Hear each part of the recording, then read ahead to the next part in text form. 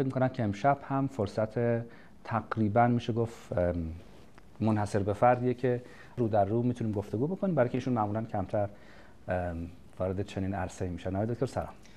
من میخوام وارد بحث در واقع مذاکرات وین 4 بشم و میتونم از در واقع دو جهت این بحث رو شروع بکنم. برای شما کدوم راحت تر؟ از هر طرف بخوای وارد چی اشکال نداره، ولی از طرف اقتصادی و یارانه این حرفا نباشه که گیرگیرمانی تو کارشه.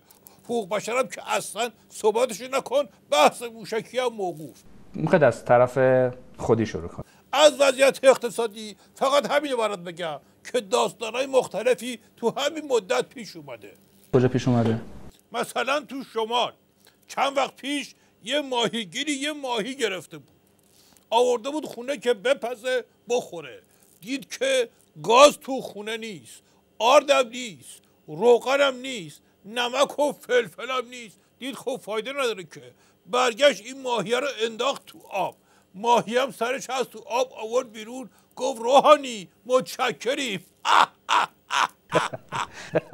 اما برم سر بحث مذاکرات که پرسیدی. از آخرین دور مذاکرات برای ما یه ساختارزدایی مختصر بکنید. ما بگید که چطوری شروع شد، بحث رو بر سر چه چیزی شروع کردید و چطوری ادامه پیدا کرد.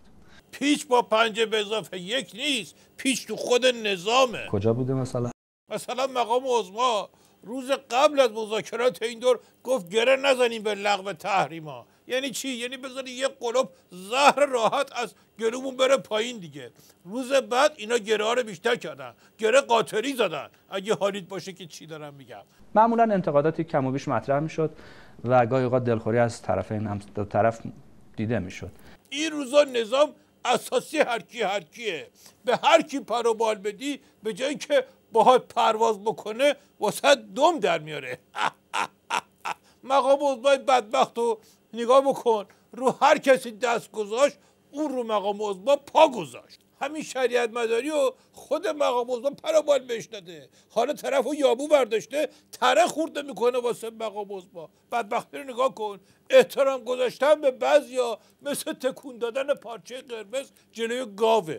مقام عظما فیروزآبادی فوق سنگی رو فرستاد که ازش بترسن که این قلتک صاف کنه بره جلو. حقم داشت. این فیروزآبادی که به خواب آدمیزاد بیاد آدم سکته میکنه، آدم از ترسش میره تو بغل کینگ کونگ.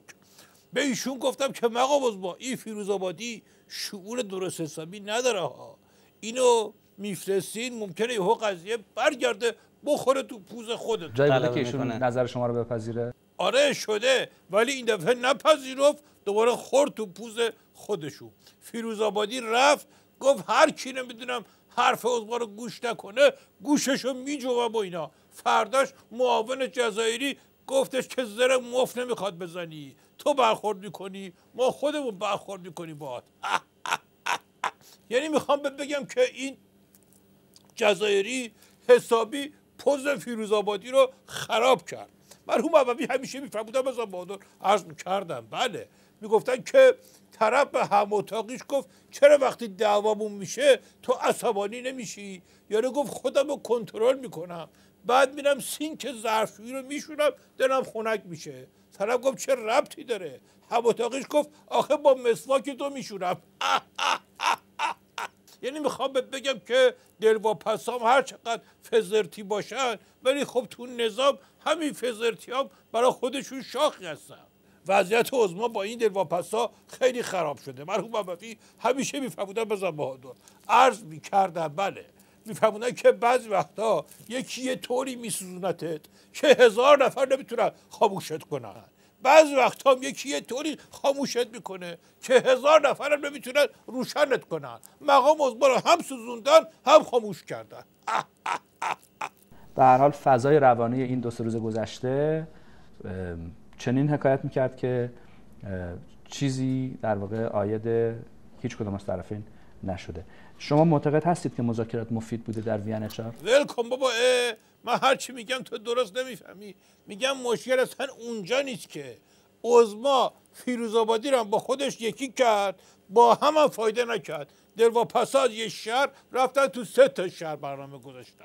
یعنی خلاصه اعبای عظما الان 3 تا چاک داره.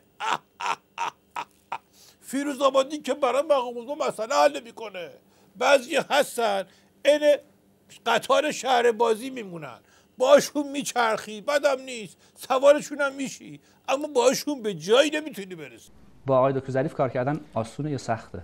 شعورش مثل خودته، یعنی چیزی نیست این وسط. ببین بعضیا علم و شعور حرف زدن ندارن، اون هیچی، ولی مشکل اینجاست که بعضی شعور خفه شدن هم ندارن. گول افش هم نخور. اگه کله پاچه هم غذای ایتالیایی بود اسمش میشد کالپاچینو، اون وقت خوردنش خیلی هم کلاس داشت.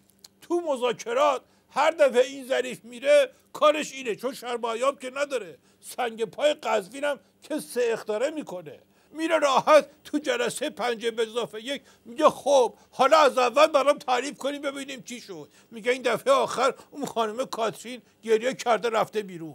یه زمانی مذاکرات خیلی برو داشت. جک استرا بود که با جواد لاریجانی وقتی مذاکره میکردن میشدن جک و جواد.